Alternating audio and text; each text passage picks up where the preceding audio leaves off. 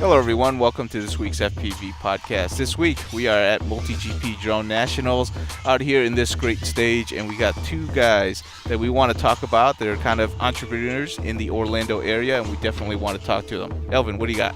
Hey guys, man, it's beautiful out here in Las Vegas, man, chilling and enjoying the weather now that the wind done died down, and looks like racing is getting going out here at the Multi-GP Championships at Craig Ranch Park. And we got these guys from Drone Nation here. Let's get this interview started and get this hype going.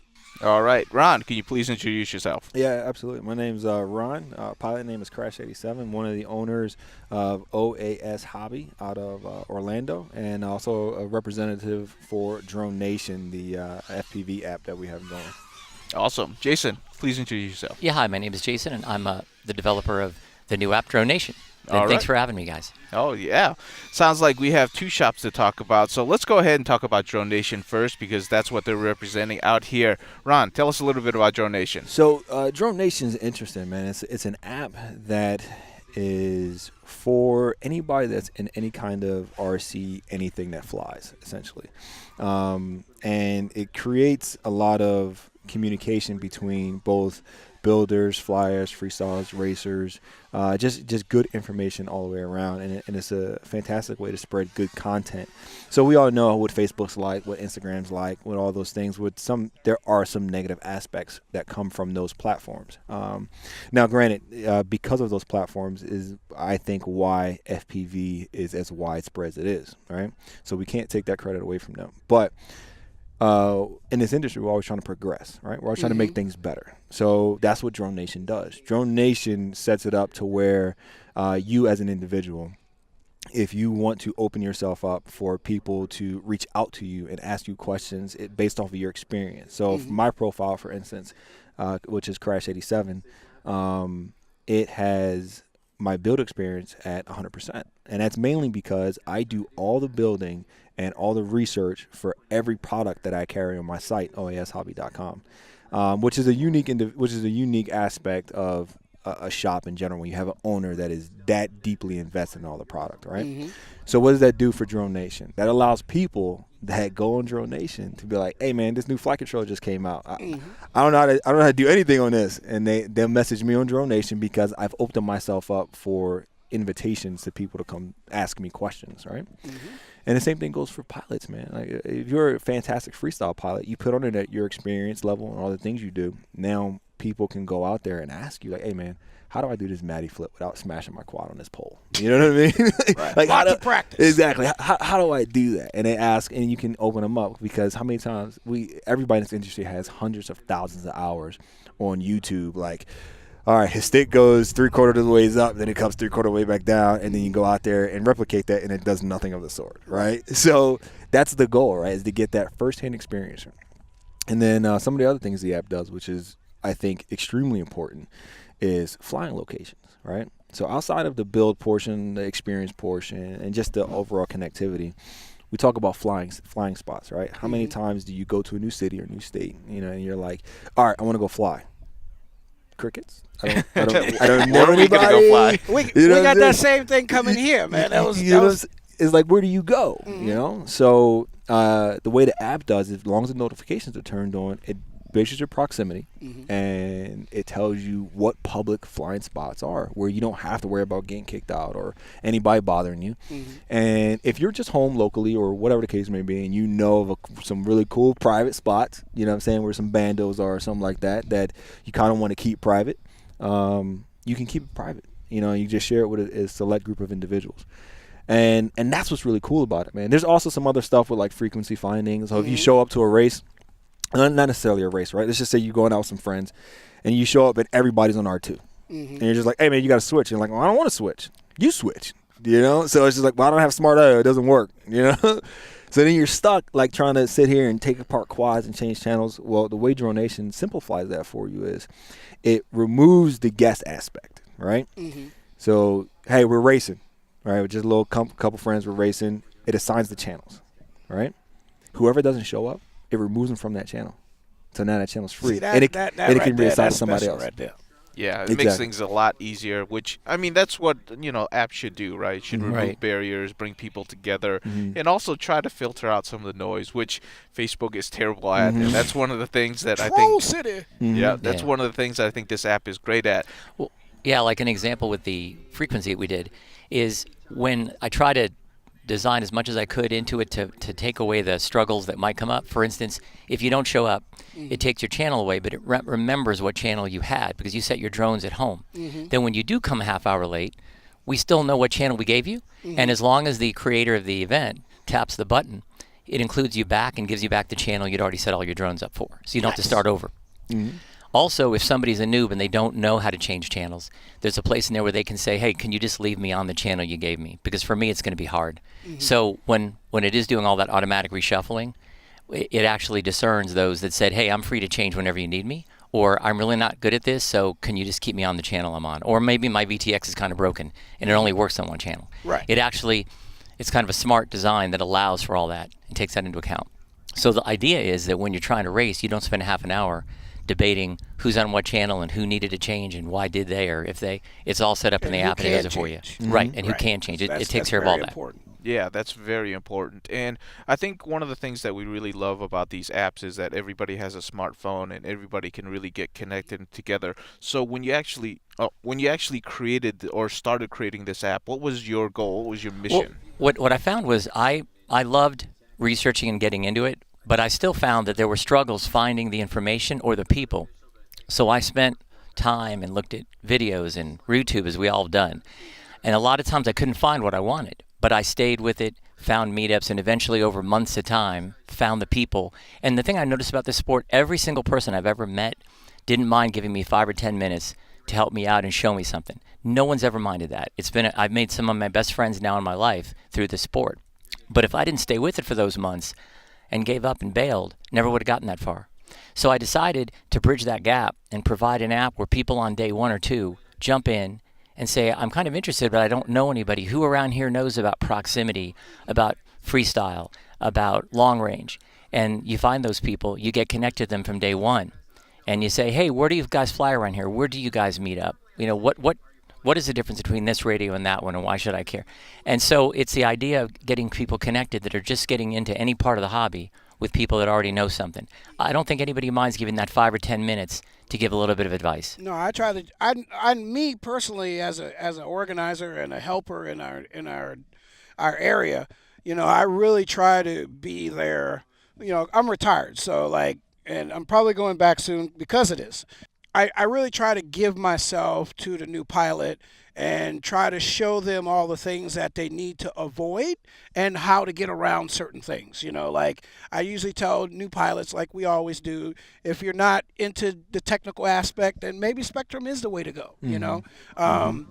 You're going to have less problems with setting stuff up, you know. As for with Tyrannus, it's more of a DIY guy, right? I mean, DIY guy. So if you're really apt into, messing with stuff and tinkering and just Tyrannus, OpenTX is probably the best way for you to go because you're going to have more opportunities to manipulate stuff in the future. Right. Right, definitely. And I really think that's a great idea on the fact that you guys have that option in there to give people chance to get out and meet other pilots and connect because it's so hard when you live 30, 40, 50 minutes from everybody, you know what I mean? Right. And like in Portland, we have the east side and the west side and the north side and the south side. And then like my park's in the middle, but still people don't know. Like you still find that. Yeah.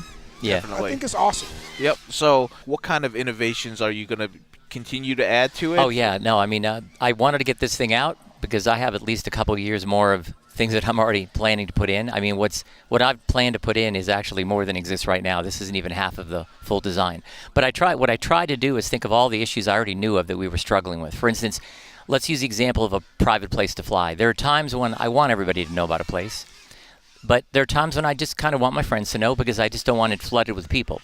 And sometimes I just want a couple people to know, the guys that I'm closest with. So I actually built 3 levels of privacy into custom sites. You can show the whole community, you can show your friends as a whole, or you can show select people that you hang with as your best buds. And that's how real life is, and in a sense I did because I didn't want people just to inundate any one area to where you don't want to go to your own place anymore. Yeah. Right. Yeah. So this allows you to control all that. And I just think it's also cool. In my mind, it's kind of like a little bit of a game that I get to control these things as much as I do. Same thing with the controlling frequencies during events. The idea that as you can manipulate and control who gets to fly, somebody might decide, I'm kind of burnt out. I don't want to spend that last hour. I'll watch you guys. So I'm still going to be on location.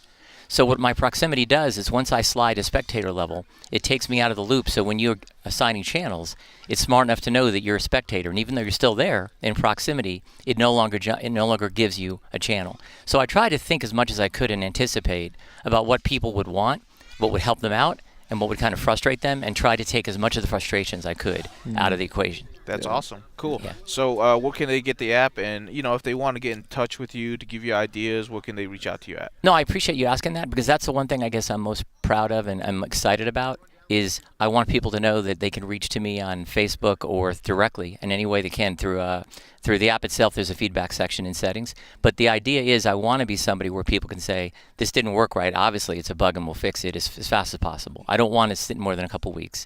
But beyond that, when people say, if you'd have only done this a little different, or if you'd put that button there, it wouldn't have taken me so long to figure it out. Well, what I'll do in the next couple of weeks, I'll move the button. And when people say, if it only could do this, well, in the next month or two, I'll do my best to make sure it does. Because that, to me, it's cool. I mean, as much as I'm a gamer and as much as I love to game, this has become my personal game to make this thing what everybody wants it to be. Yeah. So just to clarify a little bit, right? Like, so I don't think you really understand how big this app is going to be, Jason. You know what I mean? Like, can you imagine? Can you imagine how many people are going to be inundating you with questions and things like that? So that's the next thing. Exactly, right. Who do you have for help? And that's what I'm getting at, right? That's what he's got me for, right? All right. So if you go to OAS Hobby, the group page on Facebook, or you do just the group or the page itself, you can put information on there, and I can funnel that information to Jason as well. Because sometimes it's also about how the message is delivered, right? True. Because what I don't want to happen is for the negative aspects of social media to leak over into the feedback section, into the app itself. And I have no problem. I deal as a shop owner. You know what I mean? I deal with that stuff all the time, and that's okay. You know what I mean? Exactly, right? Let's just say egos. Exactly, and I'm okay with that. I'm okay with dealing with that. So I can funnel some of those good informations. Once I get past the surface of the crap, I can funnel that good information to Jason. So that way we still get a very good product. You know what I mean? So yes, use all the avenues Jason talked about, but we have two groups.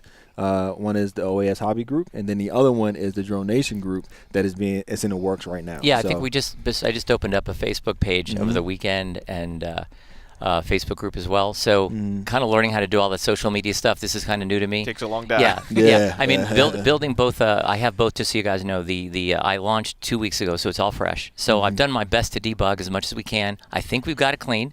But if you guys find anything, please let me know. And the next couple of weeks, we'll get that release done where it's all gone. But I released both Android and Apple simultaneously, so both programs are up and running and stable. And essentially they are almost identical. I don't know that there's any difference other than a couple of widgets that look a little different, but they basically both do everything. Yeah. Awesome. So one of the big things too that I think we need to address is the overseas use, because when I used our social media platform when I first heard about the app after talking to Jason, and blasted it everywhere, and the first thing that came back was, hey, can you open app up in France? Can you open it up in Brazil? Can you open it up in Australia? And I was just like, oh my God, Jason, look at all this stuff. So one thing that he can speak a little more eloquently about is the restrictions for app usage in like Europe and stuff like that. Right. I mean, right now the GDPR regulation that just came out a lot of companies, it's very specific about pretty detailed stuff you need to be able to do, and it takes a lot to be able to get that right, and we don't want to mess that up. So in areas that require that,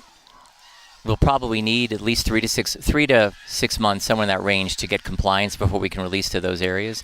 But any country other than that doesn't have that regulation, we'll plan to open up to if they're asking. Yeah. Oh, definitely. So any marketplace, the Apple Store, the Android marketplace, you can download the app Drone Nation and connect with some really good people, man. People that are trying to, and innovation is hard in this industry, isn't it? Yeah. Like, there's only certain many ways you can make a frame or a flight controller or a motor or a camera, but something like this that genuinely helps people, that points them in the right direction, so that their entrance into FPV is a good experience, because we've all had those 100 hours on YouTube and you're like, it's built. I go out to fly and it explodes into a giant ball of fire and comes crashing back to the ground. Exactly, right? So this is what we're getting rid of. That's the part that we're trying to minimize as much as possible. That's awesome. And it's great that you guys are actually tackling a lot of these problems, because, the regulations have actually befuddled a lot of people. So it's been difficult. But it's really great information. Definitely go out, download Drone Nation, give it a shot, because, there's not really too many connectivity apps that really help out in a smartphone type of way, which is how we like to communicate. But let's go ahead and switch gears here, and let's talk a little bit around about OAS hobbies. Yeah. So tell us a little bit about how you actually started your hobby shop. All right. So our OAS hobby stands for Orlando Aerial Sports, right? So what happened was, I'm pretty sure we all saw that video, right? The guys overseas, they were flying through the woods. The forest, Yeah, exactly. The woods or whatever. So I saw that and I was like, that looks like pretty cool thing. Like, I'm a giant Star Wars guy. I love all that stuff. I don't look like it. I don't look like it because I go to the gym all the time. But but it's like, so I saw it and I was like, ooh, nerd stuff. I like that. I call that jock nerd. There you go, jock nerd. I like that. Yeah, the nerds, right? Yeah, I'm a nerd, man. Yeah, exactly. That means I'm smart enough to figure out when I got to beat you up. Yeah, exactly. I like that. I'm gonna use that. I'm gonna steal that. Yeah. Oh man, that's awesome. But yeah, so I got in and I ordered my first drone from Emax, man, and I think that's when they were like the Hawks or whatever it was. Baby Hawk. No, this was in 2015, man. Oh, like early 2015. Okay. The Black Hawk. Yeah, the Black Hawk. The Black Hawk. Yeah, so okay. I get that. See, I remember. Yeah, I get that in the mail. I order it and it comes in and I just look at it and it takes me 2 days of no sleep to build it, right? No sleep. So I finally get it done and I'm like, all right, this thing sucks. I was looking at it, I was like, man, I just spent 48 hours straight because I'm a machine. You know what I mean? Once I get going, I don't stop. So Same here. I mean, this thing sucks, man. Why is all this extra space in here? Like, it's only got 2 boards, and like, why is there so much space? And this camera sucks. And I was just like, I'm just gonna do this better. So I came out with, I made up with a couple guys in my local area and designed a frame called the Stealth 330. It's actually still on Google, right? You type that in, OAS Stealth 330. And that thing was humongous. It was a 330 size frame, but it was like 18 millimeters tall, right? Like it was, and it had like this weird movable camera in it. Cause I was like, nah, when you pitch forward, you want to stay level. And when you come level, you want to stay level. And I had no idea what I was talking about. That thing didn't sell too well, right? So I was like, all right, let me do this again. So I dropped it down to the Wasp 230, and the Wasp 230 did pretty well. It was a same thing, low profile, because I like to be different, right? It was really curvy. You know what I mean? The battery actually sunk down into the frame, and it was one of the first frames back in 2015 that had a TPU. Not TPU at the time, we were using PLA, but it encased all the electronics. So all the electronics were internal.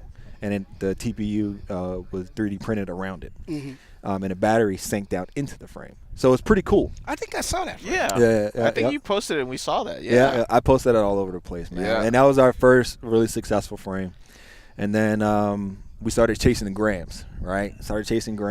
And we came out with a couple frames. It was called the Mod X, where you could disconnect the frame, flight controller, camera, VTX. It's like if you smash the motor, you could disconnect the whole pod, sit it down, and put another one on top of it. Boom, connect it and go. Well, that did pretty well. And then it just progressed. So now our flagship right now is the Volk the baby Volk, right? And Volk, for Russian, means is wolf. Right? Oh. So, and they're amazing frames, coming at a very competitive weight. So that was how we started, right? It was all about the frames. I was like, nah, electronics, screw that. And I was just like, wait a minute, we're not going to survive if we don't carry like the other stuff. Right. So long story short, man, we just really started diving into products. And one of my things was, like, our biggest thing is customer service. That's all I care about. Because if you call any of the big companies, and they do their jobs extremely well, right? And their customer service is phenomenal on many different aspects. But because they are so big, they cannot provide that person-to-person communication, right? They'd be like, hey, brother, look, I know you want to freestyle. I know you want to do all this stuff. That race frame is really not for that. You know what I'm saying? So let me help you out and put you in the right direction and build your first rig and do all these things and give you feedback. And that's what we focus on, man. And we really focus on the racing. And but yeah, so it all started with that video, and then a lot of money later, we're still here. Yeah. So we started in 2015, right? Like a couple months after Get FPV. So now, you know what? Down in Florida, definitely drone racing and freestyle is very popular because you can fly year round.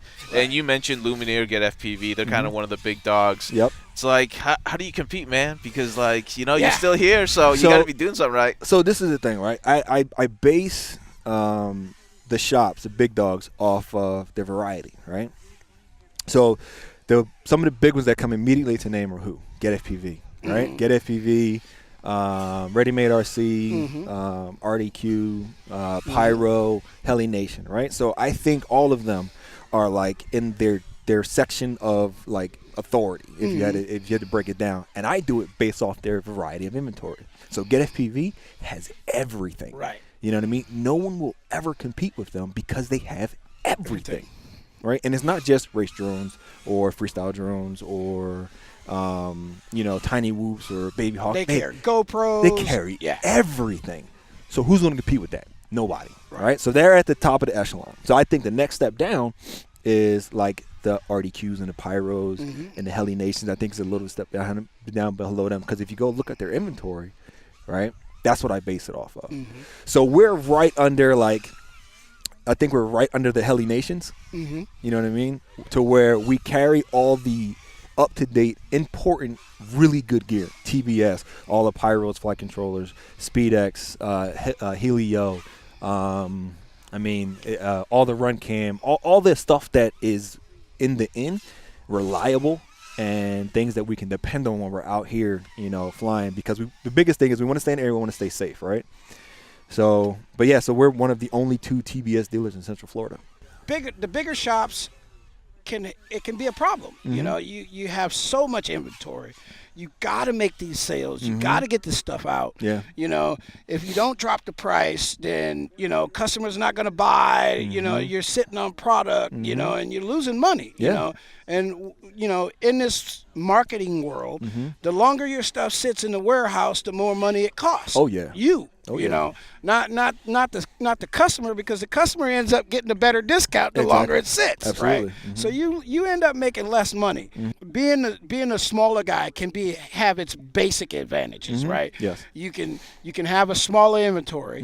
You can move your equipment or your product faster because you have a smaller inventory, which means you can do more small batch orders. Yes. Because we know in this market, things happen. Today, that flight control is number one. Yep.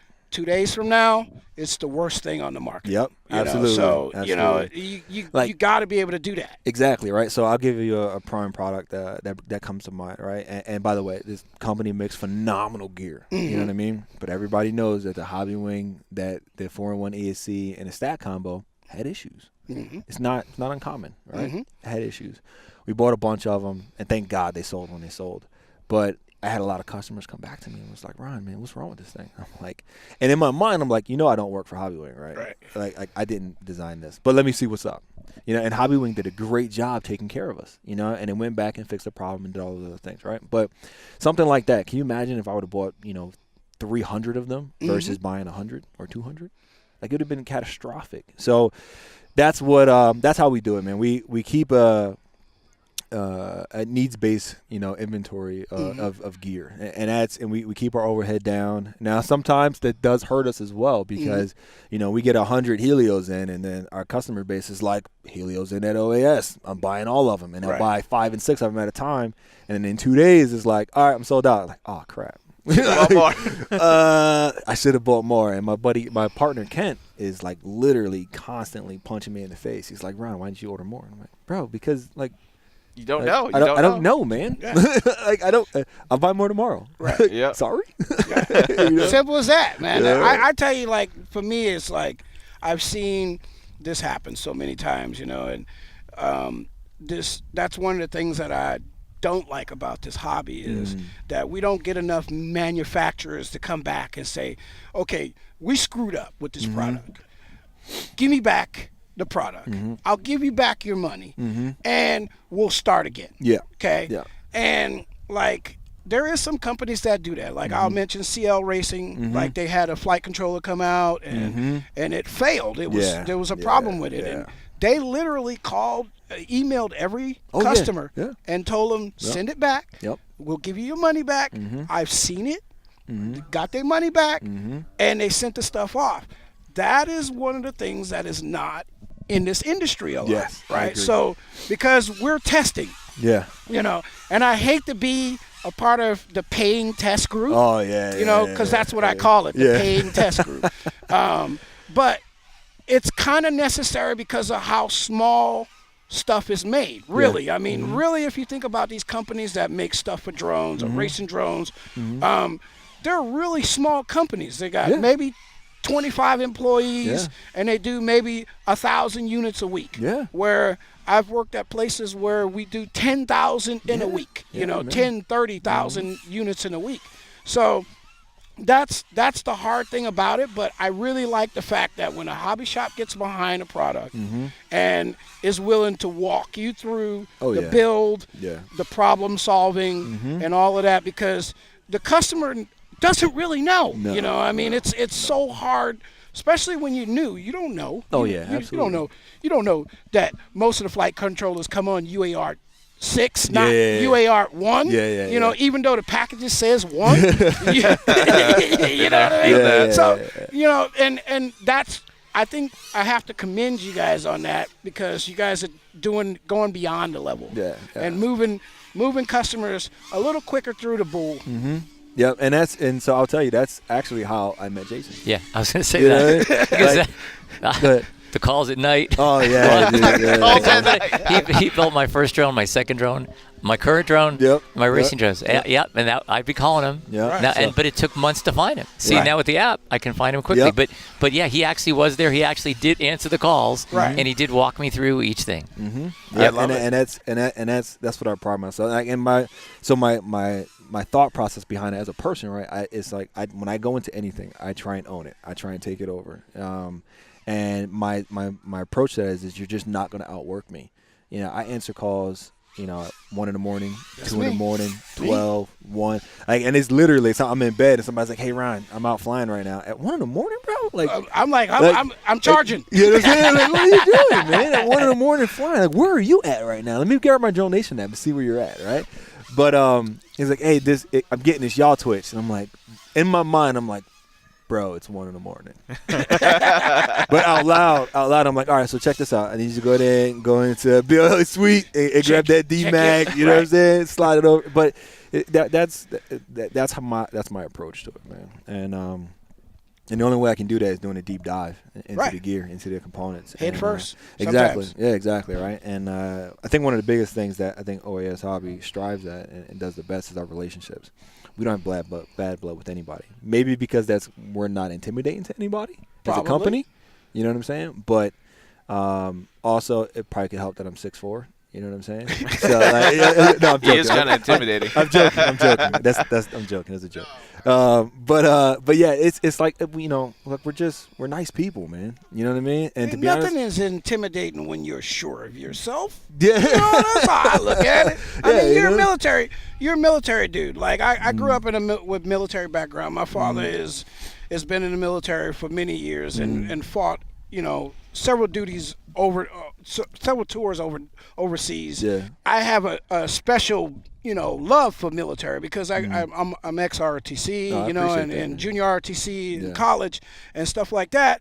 And I absolutely respect when I see another person walking with their head up, because that's one of those things that as a child growing up in a military household, I learned that's how you command respect, is as you walk in the room, you have your head up, you're looking forward, you're not looking down at your phone. Today we find a lot of people looking at their phone, and it's not really the best initial contact that I get from people, but being assured of yourself is good in business, because I know you know what you're talking about. Yeah. Definitely. When you can be confident in the things that you do, then I know you know what you're talking about, and I can feel more at ease around you because I'm more easily to give you my money because I trust that you know what you're talking about. Yeah. And those people that I don't have time for that. Dude, so I love how everybody's like an aerospace engineer. You know what I mean? In this industry, bro, like it drives me nuts. Right. You know? So like for me, right? I'm by no means am I like anything like engineer related. You know, anything. I binge on information, right? And I'm just upfront with people, you know, and I don't ever recommend something that I don't believe in. I'll give you a prime example. Last night, a guy hit me up and was like, hey, man, I'm building my first race drone. What do I do? And I'm like, don't build it. Let me build it for you. Because it's a lot easier for you to reverse engineer something versus trying to figure it out, right? And he was like, I really want to stay at a certain price point. I'm like, all right, cool. Let me work with that. Well, trying to find him goggles, I was like, look, man, I said, I'll be honest with you. I cannot find you a goggle that's going to keep you in a price range that you want to be in, that I believe in. Right. So what I recommend is you go buy your own goggles, so that way I don't.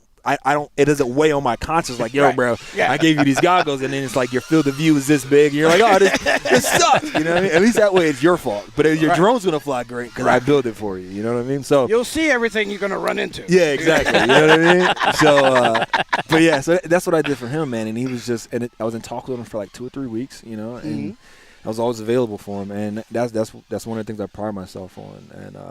Like I said, I have good relations with everybody. That's really good because if you think about it, when you get onto a website, especially if you're on a new website, you want to believe that the products that they carry are all quality products. Yeah. And to be able to hear from, a small business that, hey, I'll support all my products, I only carry quality products, and I believe in this industry, this sport, that's what we want to hear. And those are the businesses that we need to support. Yeah. Because, good guys in the business, they're sometimes really hard to come by. And we've been here long enough to know that companies come and go, right? Yeah. Right. And 2015, in a competitive market, still slugging it out, we like those stories. I appreciate that, man. And we appreciate you continuing on. So where can they find your website? OASHobby.com. All right, ship everywhere? Everywhere.